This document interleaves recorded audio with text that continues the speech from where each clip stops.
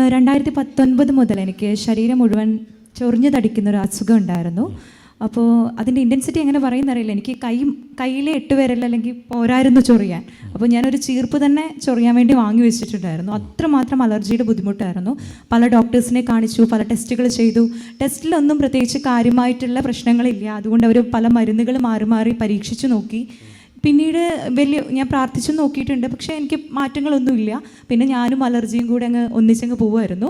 അങ്ങനെ ഇരിക്കെ എൻ്റെ അമ്മ യൂട്യൂബിൽ ഇവിടുത്തെ അത്ഭുത ജപമാല കാണാനിടയായി. അതിലിങ്ങനെ അച്ഛൻ പറഞ്ഞിരുന്നു, സെക്കൻഡ് സ്റ്റെഡ് കുത്തിയിട്ടുള്ള കുട്ടികൾ അത് ഊരിക്കഴിയുമ്പം ചില അനുഗ്രഹങ്ങൾ കിട്ടുന്നതായിട്ട്. അപ്പം അമ്മ എന്നോട് അങ്ങനെ പറഞ്ഞിരുന്നെങ്കിലും ഞാൻ വളരെ ആഗ്രഹിച്ച് കുത്തിയതായതുകൊണ്ട് ഞാൻ ആദ്യം അത് അവഗണിച്ചു. പിന്നീട് ജൂണിൽ ഈ ജൂൺ 6-ാം തീയതി എൻ്റെ അനിയൻ ധ്യാനം കഴിഞ്ഞ് വീട്ടിൽ വന്ന പാടെ അവനിങ്ങനെ പറഞ്ഞു, റാഫിലച്ചൻ പറഞ്ഞു, മിഞ്ചി സെക്കൻഡ് സ്റ്റെഡ് മുക്കുത്തി ഇത് കുത്തിയിട്ടുള്ളവരെല്ലാം ഒഴിവാക്കിയ ബന്ധനങ്ങൾ എന്തെങ്കിലും ഉണ്ടെങ്കിൽ മാറിപ്പോവും. അപ്പം എന്നോടൊന്ന് പറഞ്ഞു. അപ്പം ഞാൻ ശരിക്കും പറഞ്ഞാൽ 100% വിശ്വാസത്തോടെയല്ല, ഇവരൊക്കെ പറഞ്ഞതല്ലേ കരുതിയിട്ട് ഞാനൊന്ന് ഊരി.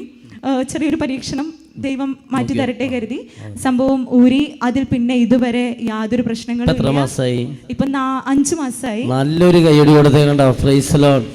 നിങ്ങളെ പ്രേക്ഷിതനായി തീരണം കേട്ടോ. സ്നേഹമുള്ളവർ, ഇവിടെ വരുന്ന എൽറോഹിൽ വരുന്നവരൊക്കെ പ്രേക്ഷിതനായി തീരണം. ചിലപ്പോൾ നിങ്ങൾ പോയി പറയണം കേട്ടോ. നിങ്ങൾ ഇനി മിണ്ടാതെ രഹസ്യമായിട്ട് വെക്കരുത്, എല്ലാവരും പോയി പറയുക. ദൂരി മാറ്റിക്കഴിഞ്ഞാൽ കുറേ തടസ്സങ്ങൾ പറ്റിയുള്ള മാറിക്കിട്ടും, രോഗങ്ങൾ മാറിക്കിട്ടും, ഇപ്പോൾ കുറേ പ്രശ്നങ്ങൾ മാറിക്കിട്ടും. ചിലപ്പോൾ എന്താ പറയുക, നമ്മുടെ ജോലി പ്രശ്നം മാറിക്കിട്ടും, അല്ലെങ്കിൽ വിവാഹ തടസ്സം മാറിക്കിട്ടും.